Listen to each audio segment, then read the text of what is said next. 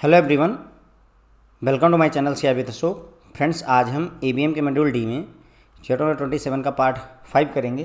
तो फ्रेंड्स, ये चैप्टर है कंप्लायंस ऑडिट के बारे में और इस लेक्चर में हम देखेंगे कि डिस्क्लोजर रिक्वायरमेंट्स क्या क्या होती हैं। डिस्क्लोजर क्या होता है? किसी चीज़ के बारे में बताना। डिस्क्लोजर रिक्वायरमेंट्स का क्या मतलब है कि बैंक जो है पब्लिक को, आम जनता को, इन्वेस्टर्स को अपनी एक्चुअल अकाउंट पोजीशन के बारे में बताएं, एक्चुअल पोजीशन के बारे में बताएं, फाइनेंशियल पोजीशन के बारे में बताएं। उसी को ही हम डिस्क्लोजर रिक्वायरमेंट कहते हैं। मतलब सारी बातें आपको मार्केट में रखनी होती हैं। जैसे वेसल कमेटी में हम मार्केट डिसिप्लिन तीसरा पिलर पढ़ते हैं, ठीक उसी तरीके से ये वही चीज़ है। ओके, सेम वही चीज़ है, मार्केट डिसिप्लिन ही है। Okay, in order to encourage market discipline, Reserve Bank has over the year developed a set of disclosure requirements which allow the market participant to assess key pieces of information on capital adequacy, risk exposure, risk assessment process and key business parameter which provide a consistent and understandable disclosure framework that enhance comparability. Okay, तो जो disclosure requirement होती है इसमें क्या हुआ कि reserve Bank of India ने market discipline यानी तीसरा पिलर जो है बेसल का तीसरा पिलर, उसको बढ़ावा देने के लिए समय के साथ में सेट ऑफ डिस्क्लोजर रिक्वायरमेंट को डेवलप किया हुआ है। मतलब कहने का कि कुछ चीज़ें हर एक कंपनी को, हर एक बैंक को डिस्क्लोज करनी पड़ेंगी, जिससे कि जो पार्टिसिपेंट है, मार्केट पार्टिसिपेंट, इन्वेस्टर्स हैं, जिन्होंने अपनी इनकम वगैरह जमा कर रखी है, डिपॉजिट कर रखा है, वो सभी लोग जो है क्या कर पाएँ, बैंक के बारे में सफिशिएंट इन्फॉर्मेशन पा सकें। किस बारे में? बैंक की कैपिटल एडिक्वेसी की पोजीशन क्या है, बैंक ने कितना रिस्क एक्सपोजर ले रखा है, बैंक रिस्क को एसेस करने की क्या प्रोसेस फॉलो करता है, उसके की बिजनेस पैरामीटर्स क्या हैं, प्रॉफिट कितना है, लॉस कितना है ना, लाइबिलिटी कितनी है, एसेट्स कितना है, ये सारी चीज़ें भी हम जान सकें। ओके, ताकि हम कंपेरेबिलिटी को बढ़ावा दे सकें। कहने मतलब हम कंपेयर कर सकें, तुलना कर सकें एक बैंक की दूसरे बैंक से, या उसी बैंक के पिछले साल के रिजल्ट से अगले साल के रिजल्ट को ओके कंपेयर कर पाएंगे, जिससे आप सही डिसीजन ले पाएंगे। The enhanced disclosure have been achieved through revision of balance sheet and profit and loss account of banks and enlarging the scope of disclosure to be made in notes to account. तो जो enhance disclosure है, मतलब और ज़्यादा चीज़ें आपको disclose करनी है, उसको कैसे अचीव किया गया? उसके लिए जो बैलेंस शीट का प्रोफार्मा था, जो बैलेंस शीट का फॉर्मेट था, उसको रिवाइज किया गया, नया बैलेंस शीट का प्रोफार्मा बनाया गया, ठीक है, उसको इन्हेंस किया गया। प्रॉफिट लॉस अकाउंट को भी जो है इन्हेंस किया गया, उसमें नई चीज़ें ऐड की गई, और साथ ही साथ में डिस्क्लोजर में नोट्स टू अकाउंट जो है भी ऐड किया गया। मतलब जो चीज़ें हम बैलेंस शीट और प्रॉफिट लॉस अकाउंट में नहीं दिखा पाते हैं, उन चीज़ों को हम कहाँ दिखाएंगे? नोट्स टू अकाउंट में भी दिखाना होता है। वहाँ पर दिखा करके हम सारी चीज़ें, मतलब कुल मिला करके आपको सब कुछ डिस्क्लोज करना है, कुछ छिपा के नहीं रखना है, कुछ गलत फिगर्स नहीं देने हैं। बात करेंगे summary of significant account policies की। Bank should disclose the accounting policies regarding key areas operation at one place, schedule 17 in their financial statement. तो बैंकों को चाहिए कि अपनी अकाउंटिंग पॉलिसी के बारे में डिस्क्लोजर दें। कहाँ पर? फाइनेंशियल स्टेटमेंट में। और ये किया जाता है शेड्यूल 17। शेड्यूल 17 किसका? कंपनीज एक्ट 2013 के शेड्यूल 17 के तहत ऐसा किया जाता है। आ सजेस्टेड लिस्ट इंक्लूड, अब जो अकाउंटिंग पॉलिसी में आप बातें बताएंगे वो क्या चीज़ रहेगी, उसमें क्या क्या हो सकता है। बेसिस ऑफ अकाउंटिंग क्या है, फॉरेन एक्सचेंज को इन्वॉल्व करने वाली ट्रांजैक्शन के बारे में डिटेल्स बताइए, इन्वेस्टमेंट के क्लासिफिकेशन के बारे में बताइए, वैल्यूएशन के बारे में डिटेल्स दीजिए, एडवांसेस एंड प्रोविजन के बारे में डिटेल्स दीजिए, फिक्स एसेट एंड डिप्रिसिएशन के बारे में डिटेल्स दीजिए, रेवेन्यू रिकग्निशन के बारे में, एम्प्लॉय बेनिफिट्स के बारे में, टैक्सेशन के लिए प्रोविजन जो किया है, नेट प्रॉफिट वगैरह, ये सारी चीज़ें जो है आपको फाइनेंशियल स्टेटमेंट में एक ही जगह पर शो करनी चाहिए, एक ही जगह पर दिखाना चाहिए। आगे बढ़ते हैं। Reserve Bank of India in exercise of power conferred by section 35A and section 56 of BR act, banking regulation act 1949, issued revised master direction on financial statement presentation and disclosures. ठीक है, तो मतलब रिजर्व बैंक ऑफ इंडिया ने एक master direction issue किया है जिसका नाम है financial statement presentation and disclosure, जिसको हम यहाँ नीचे समराइज करेंगे। और ये जो मास्टर डायरेक्शन इशू की गई है, ये आरबीआई को पावर कहाँ से मिली? बैंकिंग रेगुलेशन एक्ट के सेक्शन 56 और सेक्शन 35A के तहत इनको ये पावर मिली हुई है। बात करते हैं कि ये जो हमारा मास्टर डायरेक्शन है प्रेजेंटेशन एंड डिस्क्लोजर वाला फाइनेंशियल, इसकी एप्लीकेबिलिटी किस पर है, किन बैंकों पर लागू होगा? तो these direction shall be available to देखिए ध्यान रखिए, सारे कमर्शियल बैंक पर और अर्बन कोऑपरेटिव बैंक पर लागू होता है। ऑल बैंकिंग कंपनी, जिसमें कि foreign bank, local area bank LAB, small finance bank SFB, payment bank RRBs, State Bank of India, collectively referred as commercial bank. तो ये सभी एक साथ में कमर्शियल बैंक कहे जाएंगे और इन सब पर ये financial statement presentation and disclosure guideline लागू होगी। साथ ही साथ में प्राइमरी कोऑपरेटिव बैंक्स पर भी ये लागू होता है, जिन्हें हम अर्बन कोऑपरेटिव बैंक के तौर पर यहाँ पर रेफर करेंगे इस सर्कुलर में। बैंक टर्म अगर यूज किया जाता है तो उसका मतलब जो है उसमें कमर्शियल बैंक और अर्बन कोऑपरेटिव बैंक दोनों एक साथ शामिल किए जाएंगे। ओके, अब यहाँ इन्होंने बताया, चूँकि हम ध्यान दीजिएगा इस चीज़ को, ये पहला पॉइंट था किस चीज़ का, हम इसको समराइज कर रहे हैं। जो RBI का मास्टर डायरेक्शन है financial statement presentation and disclosure पर, उसको हम समराइज कर रहे हैं। तो उसमें पहला पॉइंट हमने एप्लीकेबिलिटी देखी, दूसरा पॉइंट देखने जा रहे हैं commercial bank shall ensure strict compliance with the accounting standard notified under companies accounting standard rule 2006 as amended from time to time subject to directions guideline issued by Reserve Bank of India. तो commercial बैंकों को कौन से accounting standard follow करने हैं friends? तो उनको follow करना है कंपनीज अकाउंटिंग स्टैंडर्ड रूल 2006, उनको फॉलो करना है कंपनीज अकाउंटिंग स्टैंडर्ड रूल 2006 को फॉलो करना होता है। अर्बन कोऑपरेटिव बैंक को कौन सा अकाउंटिंग स्टैंडर्ड फॉलो करना होगा? तो UCBs urban cooperative bank shall be guided by announcements of institute of chartered accountants of India ICAI regarding applicability of accounting standard. तो जो ICAI द्वारा अकाउंटिंग स्टैंडर्ड जो है इशू किए जाएंगे उसको फॉलो करेंगे अर्बन कोऑपरेटिव बैंक। क्लियर हो गई मेरी बात? साथ ही साथ में अगर RBI कोई नई डायरेक्शंस और गाइडलाइन इशू करता है तो भाई उसको भी फॉलो करना ही होगा। लेकिन जनरली गाइडलाइन क्या है कि जो कमर्शियल बैंक हैं उनको कंपनीज अकाउंटिंग स्टैंडर्ड रूल 2006 को फॉलो करना है अकाउंटिंग के पर्पज़ से, और यहाँ पर जो अर्बन कोऑपरेटिव बैंक हैं उनको ICAI institute of chartered accountant of India के अकाउंटिंग स्टैंडर्ड को फॉलो करने की ज़रूरत होती है। आगे बढ़ते हैं। These disclosures are intended only to supplement and not to replace disclosure requirement under any other law. ठीक है, तो ये जो डिस्क्लोजर रिक्वायरमेंट्स यहाँ पर मैं डिस्कस कर रहा हूँ आपके सामने, ये सप्लीमेंट हैं, एडिशनल हैं। ये किसी डिस्क्लोजर रिक्वायरमेंट को रिप्लेस नहीं करते, हटाते नहीं हैं। जो पहले से चला आ रहा है डिस्क्लोजर रिक्वायरमेंट किसी लॉ के तहत वो तो होता ही रहेगा, उसके अलावा आपको ये डिस्क्लोजर करनी है जिसकी हम यहाँ पर बात कर रहे हैं। Under any law regulation or accounting and financial reporting standard. तो अगर पहले से कोई डिस्क्लोजर रिक्वायरमेंट चल रही, पहले से ही कुछ बताया गया है कि आपको ये डेटा शो करना है आपने बैलेंस शीट में, तो वो आप दिखाओगे ही दिखाओगे, इसमें कोई डाउट नहीं है।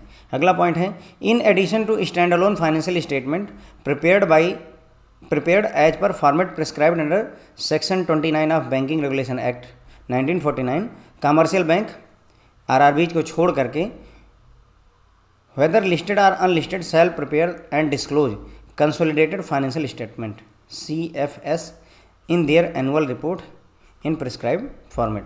तो जितने भी कमर्शियल बैंक हैं अगर हम RRB को छोड़ दें तो उनको stand alone financial statement prepare करने के अलावा एक CFS भी बनाना पड़ेगा, कंसोलिडेटेड फाइनेंशियल स्टेटमेंट भी तैयार करने की ज़रूरत होती है।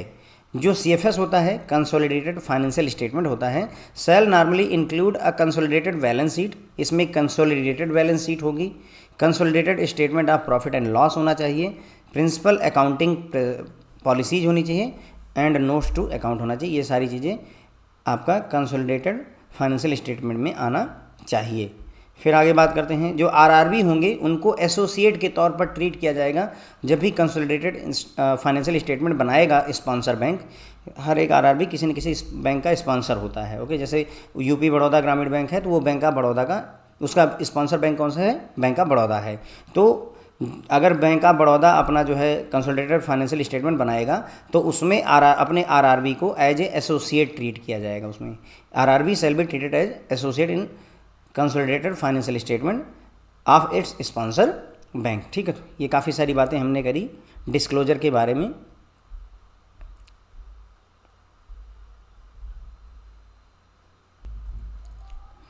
सो in order to encourage market discipline यानी जो बेसल 3 है या बेसल 2 है उसका तीसरा जो पिलर है उसमें मार्केट डिसिप्लिन आता है, तो उसको इनकरेज करने के लिए रिजर्व बैंक ऑफ इंडिया ने कुछ डिस्क्लोजर रिक्वायरमेंट्स के सेट बना रखे हुए हैं, कुछ चीज़ें जो है डिस्क्लोज करनी चाहिए सभी बैंकों को, ताकि जो भी मार्केट पार्टिसिपेंट है, जो इन्वेस्टर्स वगैरह हैं, वो बैंक के बारे में, उसकी कैपिटल एडिक्वेसी, उसके रिस्क एक्सपोजर वगैरह के बारे में, रिस्क असेसमेंट प्रोसेस के बारे में, उनके जो मुख्य जो है बिजनेस पैरामीटर्स हैं, उन सब के बारे में जान सकें और यहाँ से कंपेरेबिलिटी को भी बढ़ावा मिलेगा।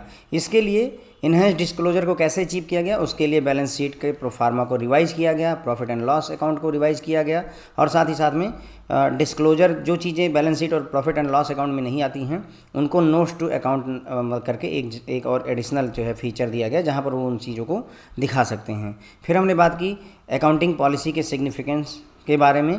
तो यहाँ पर बताया गया कि जो है बैंकों को चाहिए कि वो अपनी अकाउंटिंग पॉलिसी के रिगार्डिंग जो भी की एरियाज ऑफ ऑपरेशन है उसको एक प्लेस पर दिखाएंगे फाइनेंशियल स्टेटमेंट में। ये किया जाता है कंपनीज एक्ट के शेड्यूल 17 के तहत। अब जो अकाउंटिंग पॉलिसी में की ऑपरेशन एरिया उसमें क्या क्या चीज़ें आती हैं, तो ये लिस्ट है सजेस्टिव। अकाउंटिंग का बेसिस क्या है, फॉरेन एक्सचेंज इन्वॉल्व हुई ट्रांजैक्शंस के बारे में डिटेल्स दीजिए, इन्वेस्टमेंट का क्लासिफिकेशन आपको करना होगा, वैल्यूएशन देनी होगी अपने बैंक के बारे में, एडवांसेस यानी लोन जो भी एनपीए के लिए प्रोविज़न वगैरह हुआ है, कितना फिक्स एसेट है आपके पास, कितना डिप्रिशिएशन चार्ज हुआ है, रेवेन्यू रिकग्निशन का क्या प्रोसीजर आप अपना रहे हैं, एम्प्लॉय का बेनिफिट्स क्या क्या हैं, टैक्सेशन के लिए क्या प्रोविज़न कर रखा है, नेट प्रॉफिट आपका क्या है, लॉस क्या है, ये सारी चीज़ें जो है फाइनेंशियल स्टेटमेंट में दिखाई जानी चाहिए। ठीक है, इसी मतलब जो है डिस्क्लोजर रिक्वायरमेंट को इन्हेंस करने के लिए ही रिजर्व बैंक ऑफ इंडिया ने एक मास्टर डायरेक्शन इशू किया है, मास्टर डायरेक्शन जिसका नाम है फाइनेंशियल स्टेटमेंट का प्रेजेंटेशन एंड डिस्क्लोजर। ठीक है, तो इसमें ये आरबीआई ने इशू किया है, पावर इनको मिली है बैंकिंग रेगुलेशन एक्ट 1949 के सेक्शन 35A एंड सेक्शन 56 के तहत। किसको पावर मिली है? रिजर्व बैंक ऑफ इंडिया को। उसी पावर का यूज करके इन्होंने एक मास्टर डायरेक्शन इशू की है financial statement presentation and disclosure, जिसकी समरी हम डिस्कस करने जा रहे हैं। नीचे ये पूरा समरी ही डिस्कस करेंगे इस लेक्चर में। पहला पॉइंट है उसमें एप्लीकेबिलिटी। तो ये जो फाइनेंशियल स्टेटमेंट का मास्टर डायरेक्शन है ये सभी कमर्शियल बैंक पर और सारे अर्बन कोऑपरेटिव बैंक पर लागू होता है।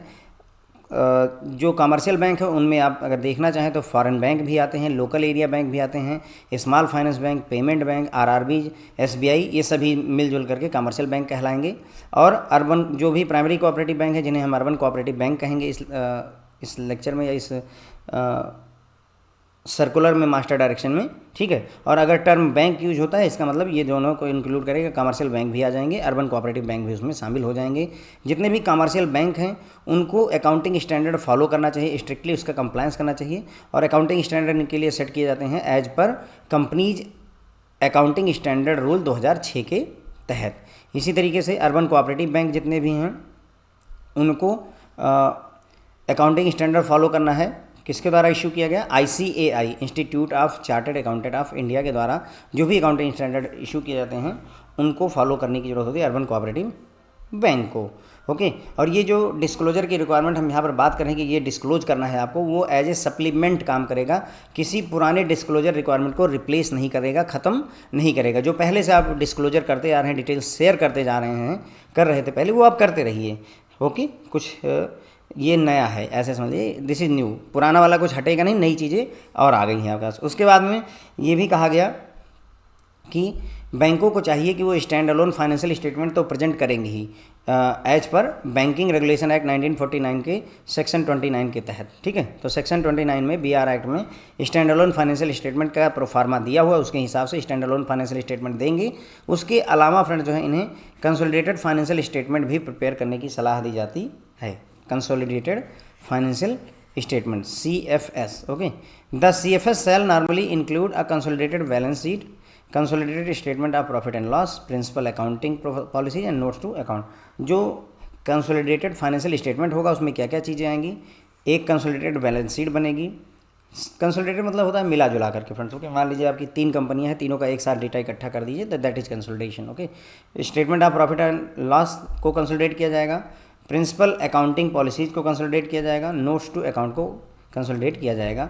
और कंसोलिडेटेड फाइनेंशियल स्टेटमेंट बनाते समय जो आरआरबी का स्पॉन्सर बैंक होगा उस स्पॉन्सर बैंक के लिए वो आरआरबी एसोसिएट का काम करेगा। ठीक है, तो ये कुछ बातें हो गई।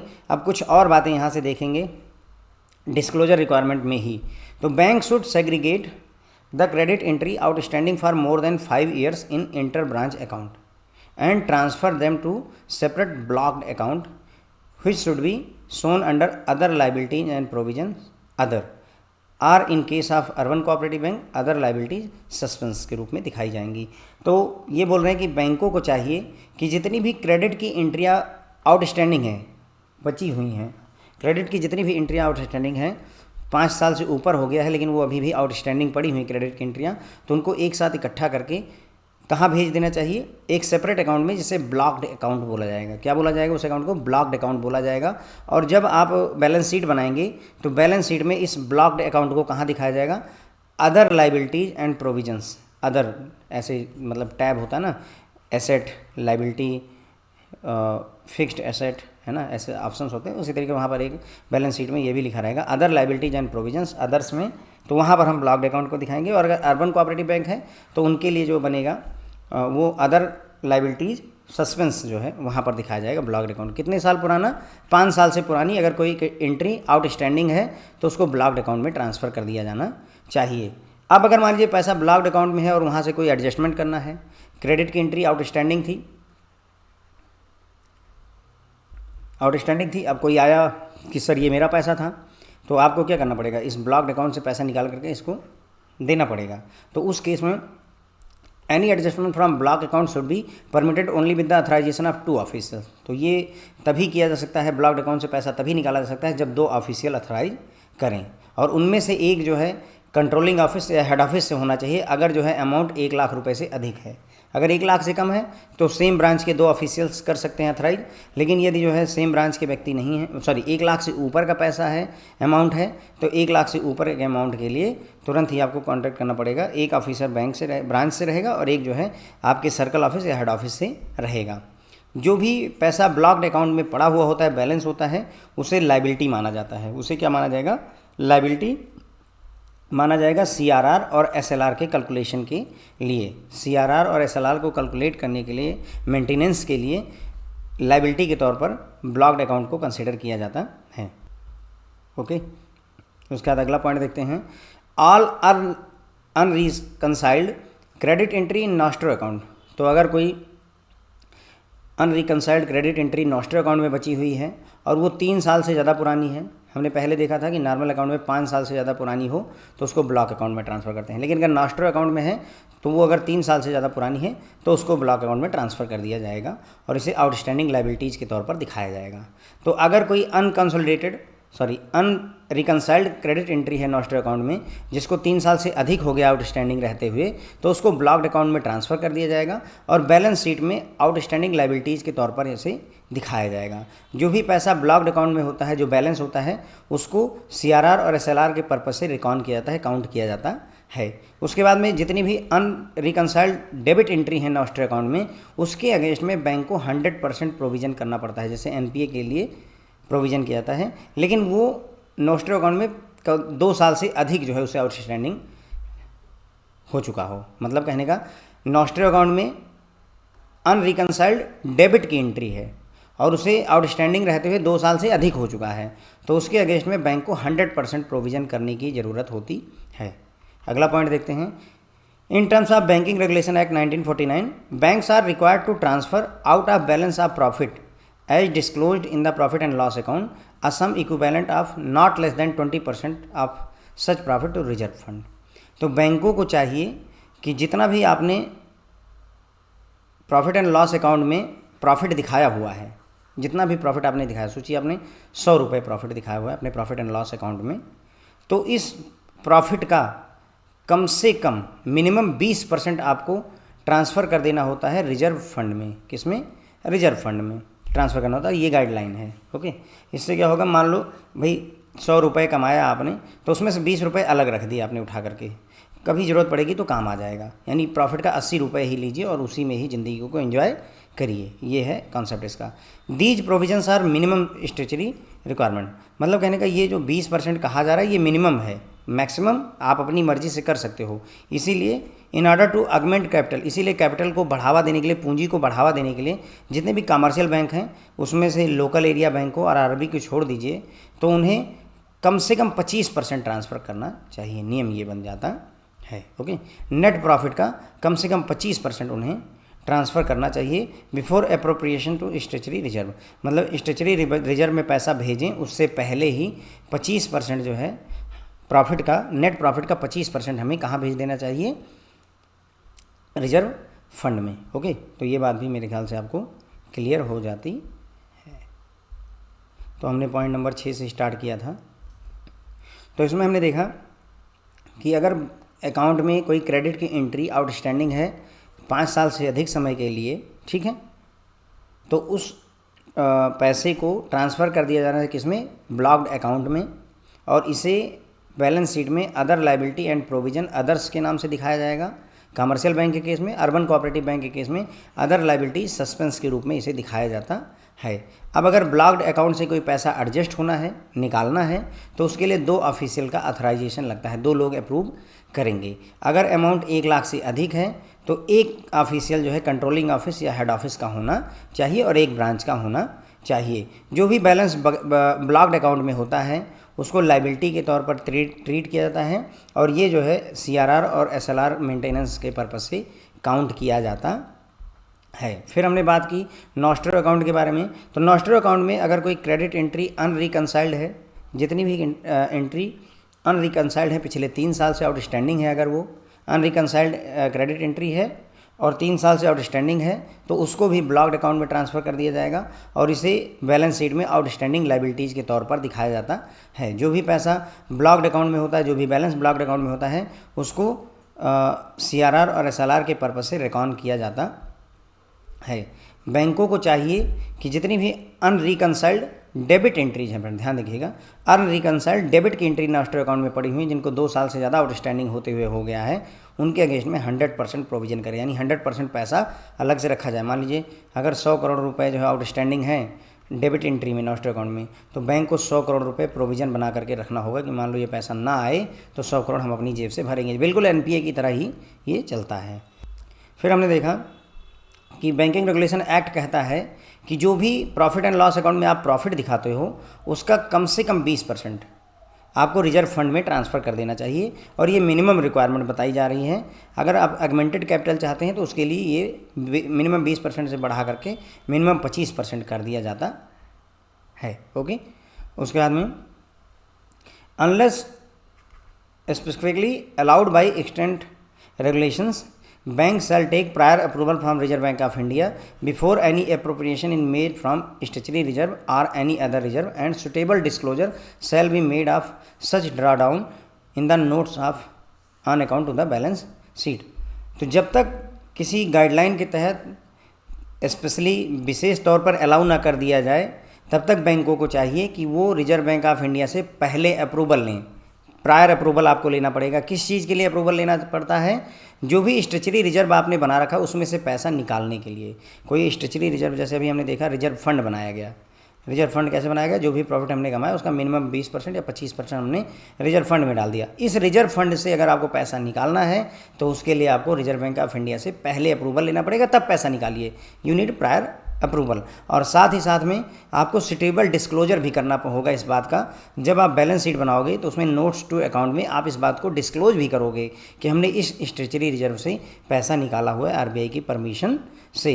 इन respect of provisioning for fraud, bank that have reported the fraud within the prescribed time shall have the option to make provision for same over a period not exceeding 4 quarters commencing from quarter in which fraud has been detected. तो जिन बैंकों ने fraud को report किया है with in prescribe time, जितने समय में फ्रॉड को मतलब रिपोर्ट किया जाना चाहिए उतने समय में यदि आपने रिपोर्टिंग कर दी है फ्रॉड की, तो उसके लिए आपको प्रोविज़न करना पड़ेगा। और जो प्रोविज़न आप करोगे उसके लिए कितना टाइम पीरियड मिलेगा आपको?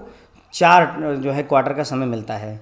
4 क्वार्टर से ज़्यादा का समय नहीं लेना चाहिए। आप प्रोविज़न कर दीजिए और ये 4 क्वार्टर जो है जब जिस क्वार्टर में फ्रॉड डिटेक्ट हुए हैं वहाँ से शुरू होता है। ओके, तो मान लीजिए मई वाला यानी जून वाले क्वार्टर में अगर डिटेक्ट हुआ तो जून वाले क्वार्टर से कमेंस करके 4 क्वार्टर तक का समय मिलेगा आपको प्रोविज़न करने के लिए। इसीलिए जैसे नीरव मोदी जो केस हुआ था, है ना, नीरव मोदी केस में पता चला कि जो है 6000 करोड़ का अगर लफड़ा है तो 6000 करोड़ रुपए का प्रोविज़न करना पड़ेगा। अगर आपने फ्रॉड बताया है तो उसके लिए आपको 4 क्वार्टर के अंदर उतना प्रोविज़न करना पड़ता है।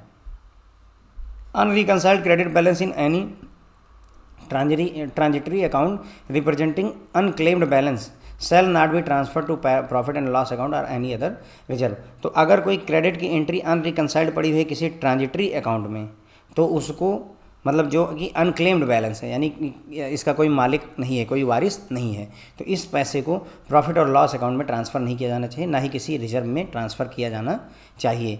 Bank shall ensure that balance sheet and profit and loss account reflect true and fair picture of the financial position. तो बैंकों को इंश्योर करना होता है कि इनकी जो बैलेंस शीट है, उनका जो प्रॉफिट लॉस अकाउंट है, वो उनकी एक्चुअल फाइनेंशियल पोजीशन के बारे में बताएं, सच्ची बातें बताएं, गलत बातें ना बताएं। ओके, फेयर पिक्चर देनी चाहिए।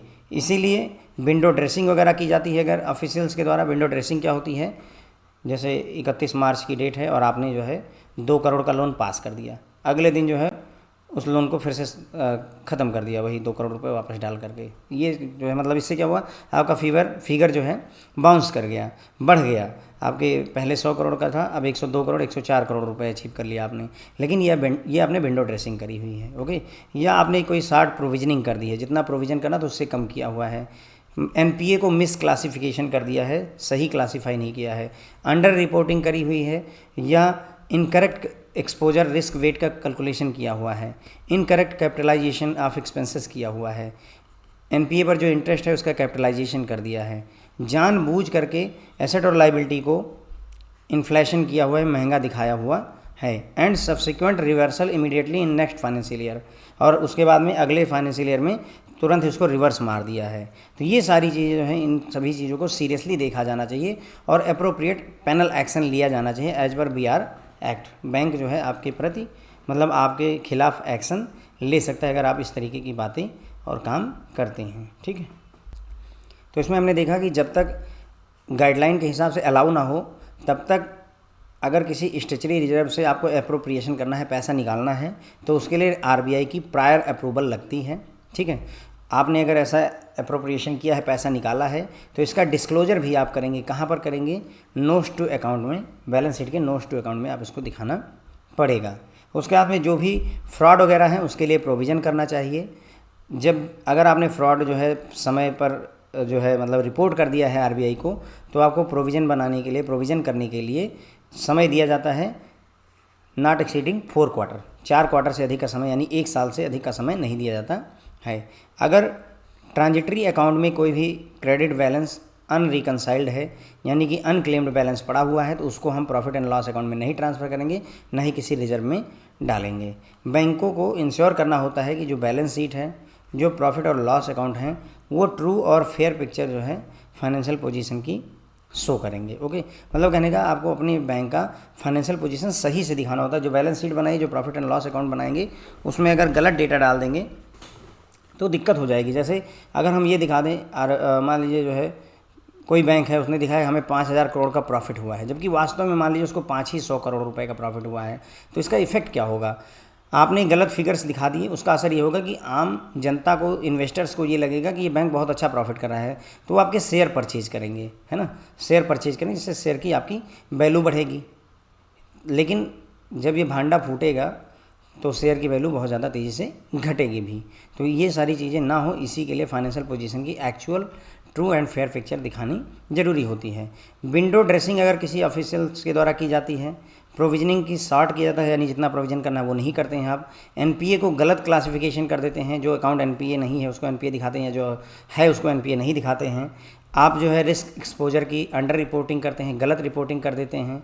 उसके बाद में जो भी खर्चे हैं उनका इनकरेक्ट कैपिटलाइजेशन वगैरह करते हैं।